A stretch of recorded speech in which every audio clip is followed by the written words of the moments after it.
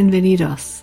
Hello and welcome to City Breaks Seville, Episode 8, Bullfighting. I think that if you said to various people, what's the first thing you think of when you think about Seville, people would say orange blossom, they'd say Alcazar perhaps, fiestas, flamenco, and somebody would certainly say bullfighting. So I think that really should get an episode to itself, and here it is. I'm extremely aware that it's a controversial topic, but I think you do have to accept that it's part of Spanish culture, it's part particularly of Andalusian culture, and that centres actually very specifically on Seville, with the oldest bullring in the world, and so I think it can't be ignored.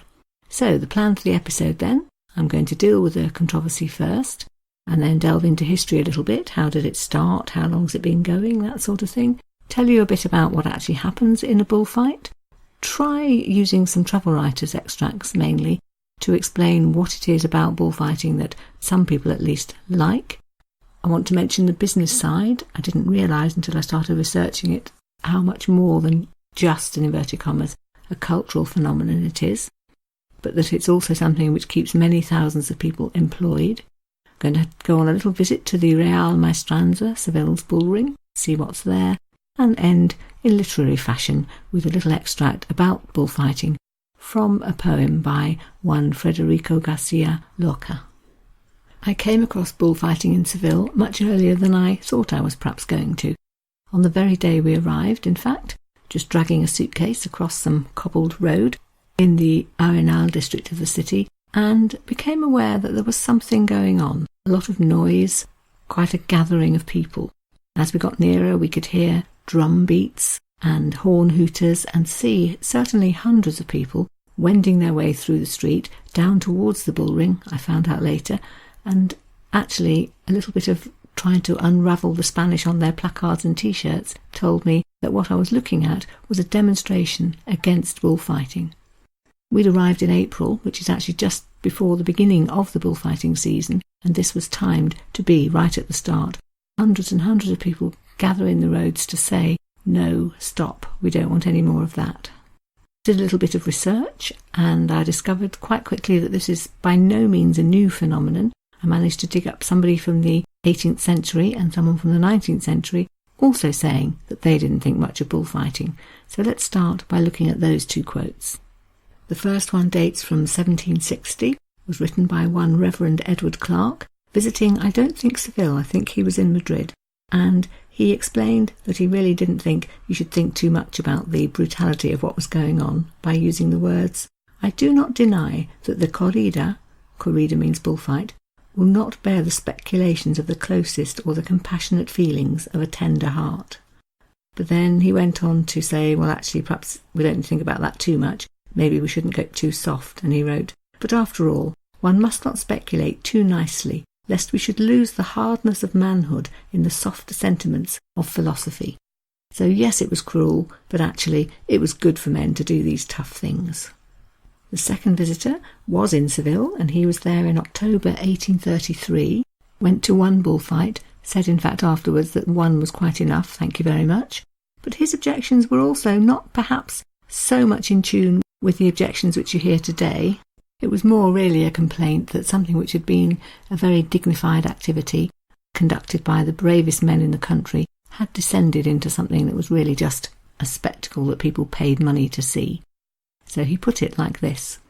When the flower of chivalry of the proudest nation in the world descended into the arena, and the highest names of Spain sought distinction and renown by their exploits in the circus, the barbarity of the amusement was in great degree veiled from the eye. So, it used to be such a fantastic spectacle that you watched it without realising how horrible and bloodthirsty it was. But then he said, actually, I don't think that anymore because, quote, the whole display is deteriorated to a mere paltry show. The spectacle is anything but ennobling, and affords no better idea of the former glories that illustrated it than the processions and tinsel glitter of a booth at the fair gives of a royal pageant in its reality. Today, I think you could say that opinion divides fairly fiercely into two halves. The people who think that bullfighting is part of Spanish culture, has a valuable place in its society still, has got historic links, etc. and the people for whom it's simply nothing more than a cruel blood sport which should have no place in a civilised society. So, what to think? I decided just to look up some facts, and here are some that I came across. Many thousands of bulls are killed each year in Spanish bullfights, so there's more of it than I'd realised. The industry is worth €1 billion a year. That's going to stop some people wanting to have it done away with, isn't it?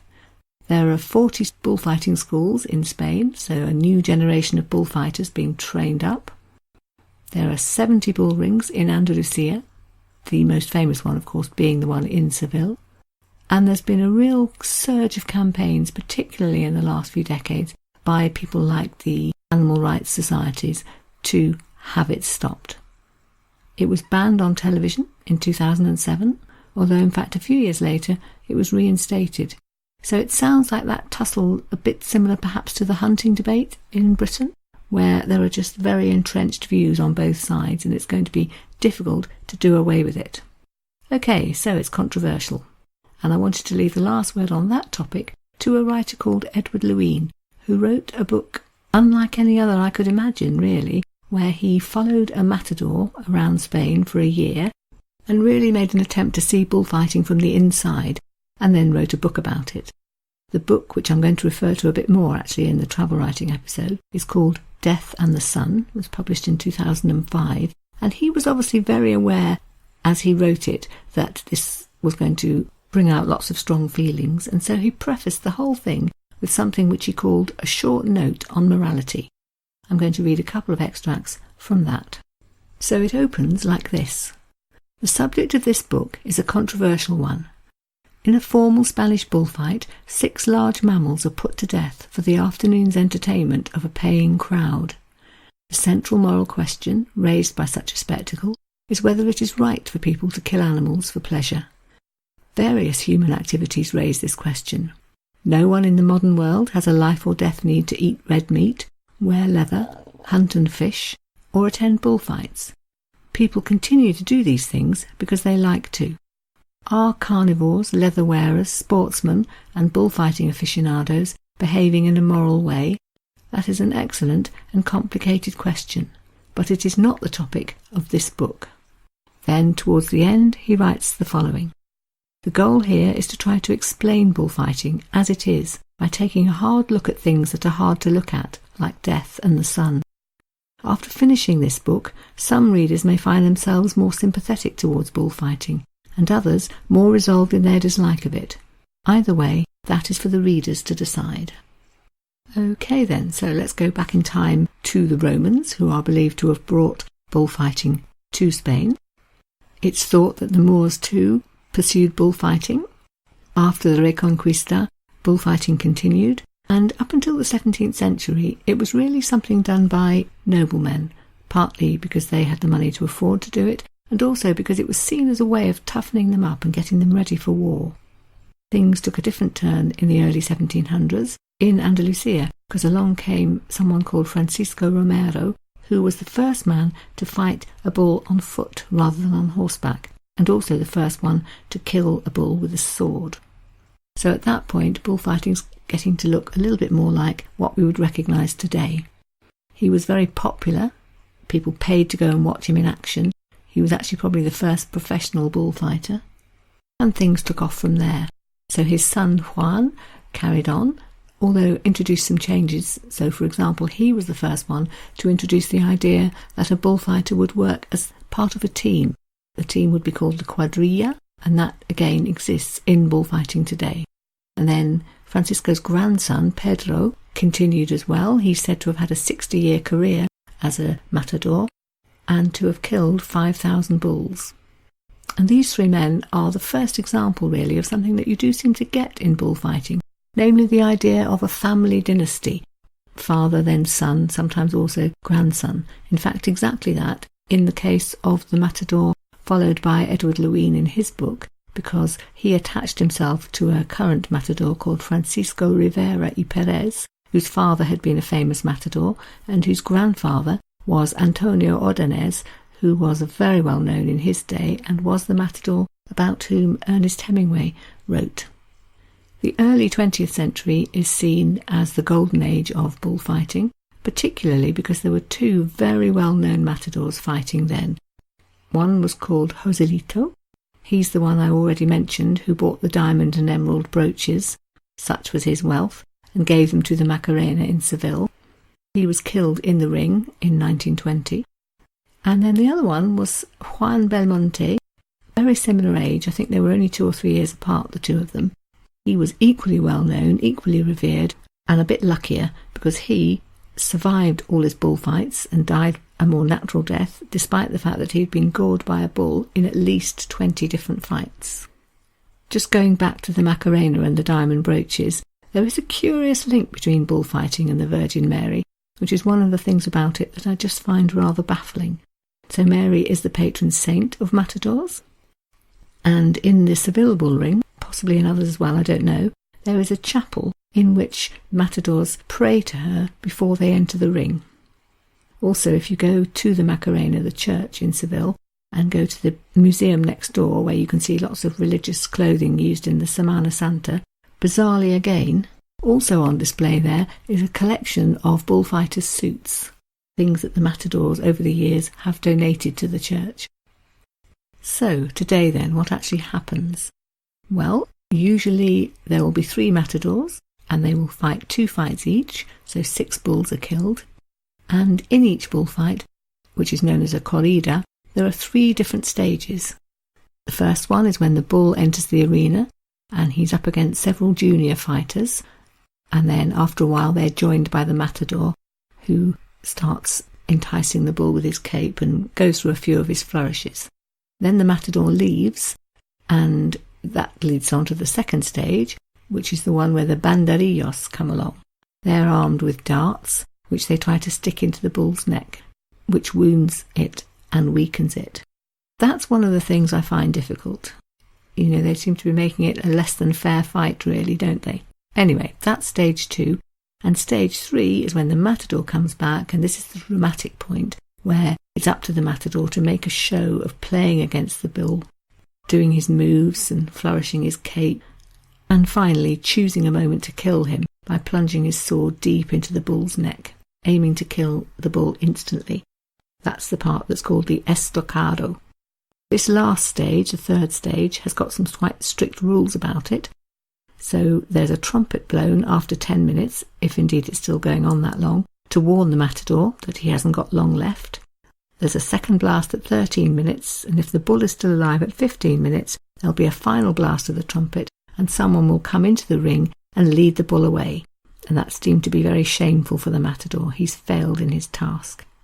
And again, another thing I find a bit bizarre, at the end of an afternoon of bullfighting, if anybody's deemed to have done particularly well, they will be awarded an ear, which I think is actually literally a bull's ear cut off.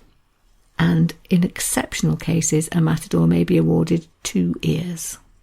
And there's a whole hierarchy about that as well. So an ear awarded in, let's say, Seville or Madrid or one of the huge bullfighting rings is worth more than an ear awarded in one of the lesser-known places.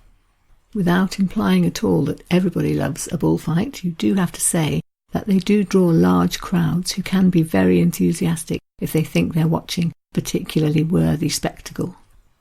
And again, I think that's very difficult for many of us to understand. Ernest Hemingway put it quite nicely when he wrote, quote, "The bullfight is not a sport in the Anglo-Saxon sense of the word. That is, it is not an equal contest, or an attempt at an equal contest, between a bull and a man. Rather, it is a tragedy." So how to explain what it is that people enjoy about it? Again, I'm going to turn to other people for some of the explanation.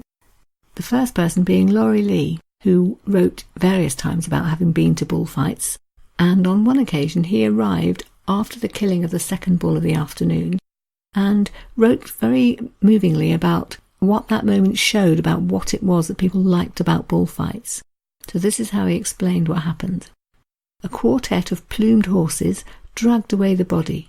The sand was raked smooth, and we waited for the entry of the next. This is one of the great dramatic moments of every encounter.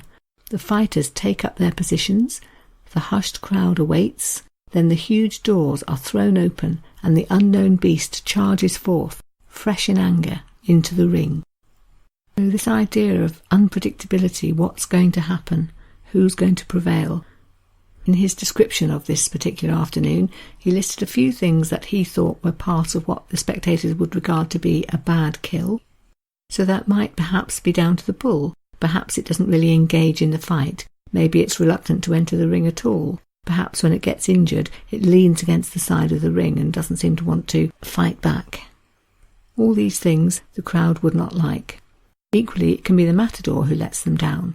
So if the matador kills a bull too soon, or takes too long over it, or doesn't kill him cleanly, or doesn't put up a good brave show before the kill, all of that will be deemed to be not a very good bullfight.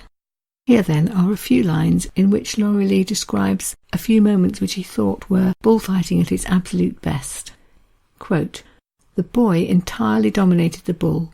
He seemed to turn the fury of the beast into a creative force which he alone controlled, a thrusting weight of flesh and bone with which he drew ritual patterns across the sand.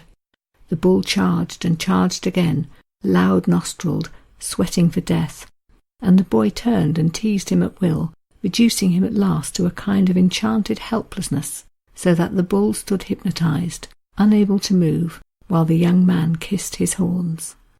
Describing a different fight later that afternoon, he talks about a moment when the matador and the bull were at very close range to each other. The matador was poised just above the bull's horns, so close, as he put it, that a flick of the animal's horns could have disemboweled him. And then there's that moment where everybody's watching, thinking what's going to happen, and the matador plunges his sword into the animal decisively and kills him with one blow. That, apparently, is an example of what would be deemed a good bullfight, one that ends with that decisive stroke.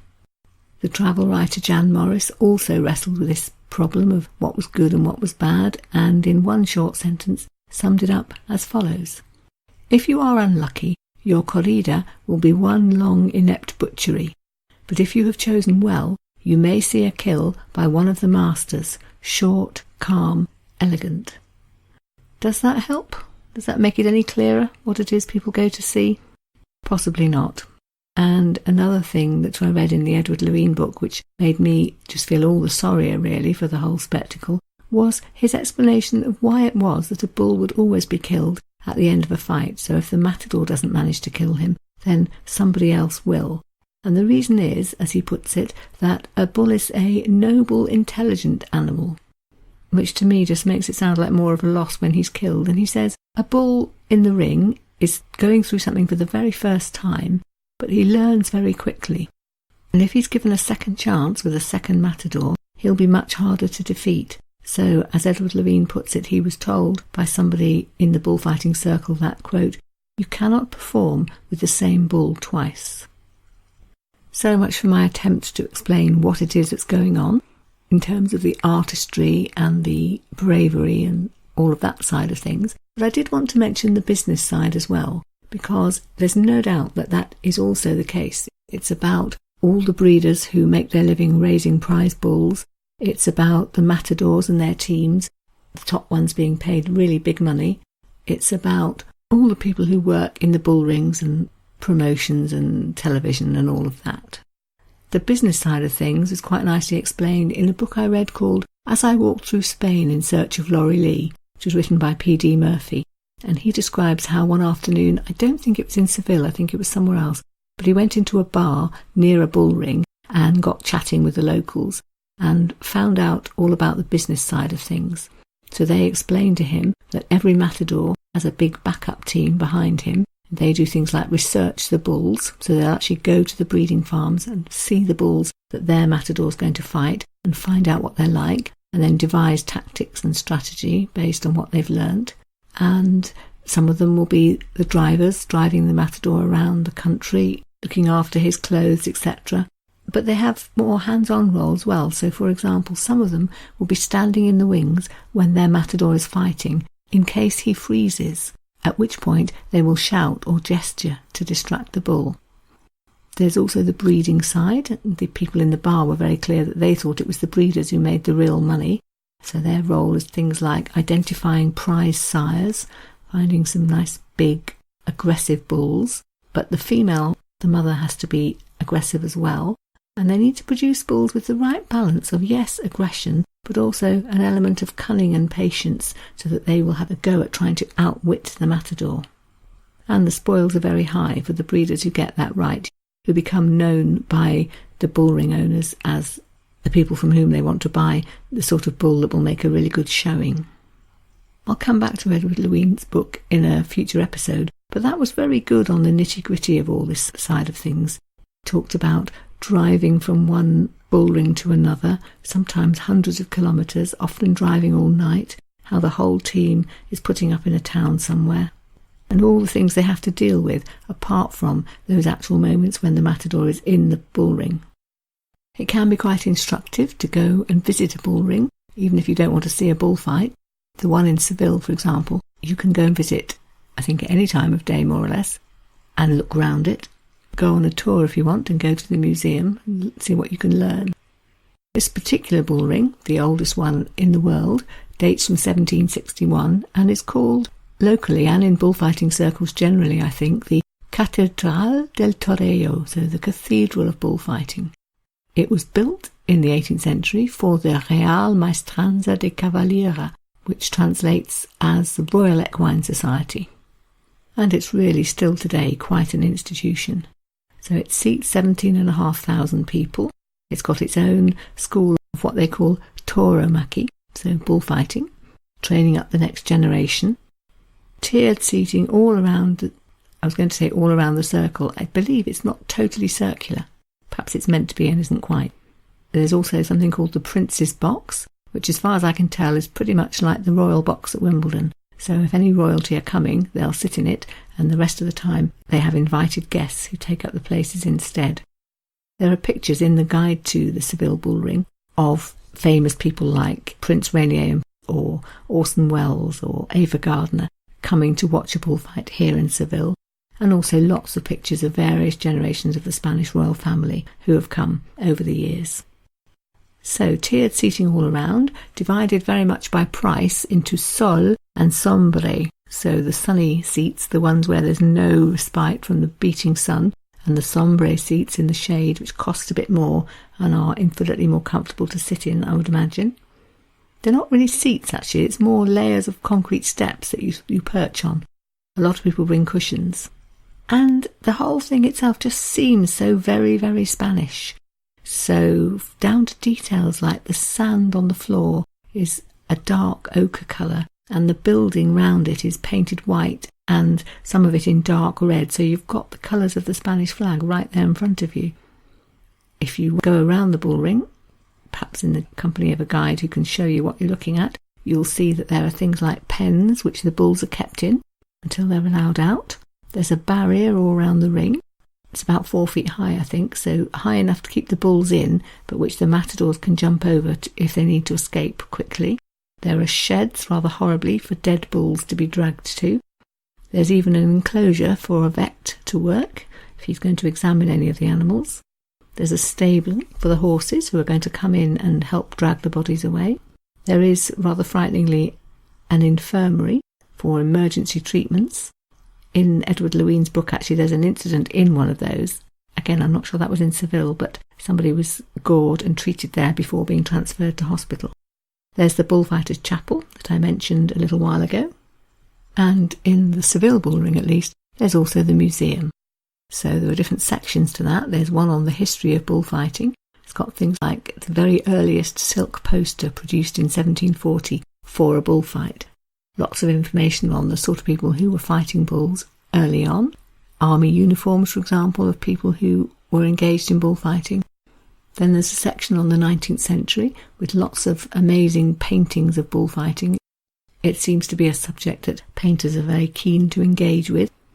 Then there's a display on the 20th century, so the Golden Age, with a lot of information about the two bullfighters that were so famous, Juan Belmonte and Joselito. There are bronze sculptures of both of them. There are things belonging to each of them. And then the modern section is full of costumes and capes and a display of collection of posters. And they produce a new poster every year for the Real Maestranza. I think you can buy copies of them if you want to take one home. And then, rather horribly, on the wall, there are the heads of various well-known bulls who met their end here in Seville Stadium. So there we have it. As I said at the beginning, whatever else you think, you can't argue that this isn't very Spanish, and indeed very Sevillian. It'll be interesting to see whether it lasts into the future or not. I got the feeling that the anti-bullfighting campaigns are having more and more say, but I don't really know. Anyway, to finish, I thought I might treat you to a few lines from a Lorca poem.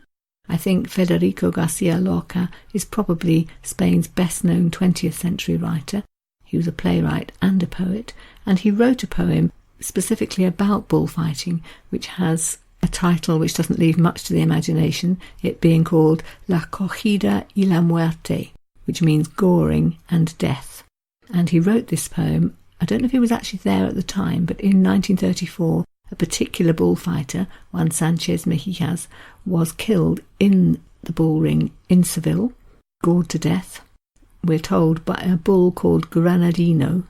Seems rather odd to me that they give these poor bulls names, but anyway, Granadino. And he decided to write a poem about this.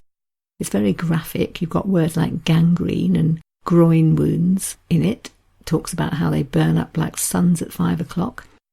And the phrase, at 5 o'clock in the afternoon, is repeated several times through the poem. It's quite a banal phrase, and it contrasts all the time with the terror and the life and death struggle that's going on out in the bullring. Just keeps repeating this 5 o'clock in the afternoon as if it's the most natural thing to be happening at that time of day. So, with apologies for the Spanish accent if it's not quite right, I'll try and read you 4 lines which go like this. A las 5 de la tarde, at 5 o'clock in the afternoon. Ay, que terribles 5 de la tarde. What a terrible 5 o'clock in the afternoon. Eran las 5 en todos los relojes. It was 5 o'clock on all the clocks. Eran las 5 en sombra de la tarde. It was 5 o'clock in the shade of the afternoon. I'll spare you the bits about what actually happened to the bullfighter. I think it might be true to say that every Spaniard knows that poem. Okay, so that's the end of today's episode. And next week I'm going to do an episode on that other very Spanish, very Sevillian cultural phenomenon, one that was born, as we heard in last week's episode, just across the river from the main part of Seville in Triana, and that is flamenco. Let's have a look at the history, talk about what you can find out and see if you go to Seville's Flamenco Museum, and try and capture exactly what flamenco actually is. I found that quite hard to define. I know it's song and it's dance and it's guitar music. It's all about rhythm, clapping, stomping. It's certainly about the costumes and the stances and the proud carriage of the dancers, but not easy to pin down. But I'm going to have a go. So I hope you'll join me next week for that, and I hope too that you found this week's episode interesting, whatever your personal opinions on bullfighting are. Okay then, so thank you very much for listening. Muchas gracias, and goodbye until next week. Adios.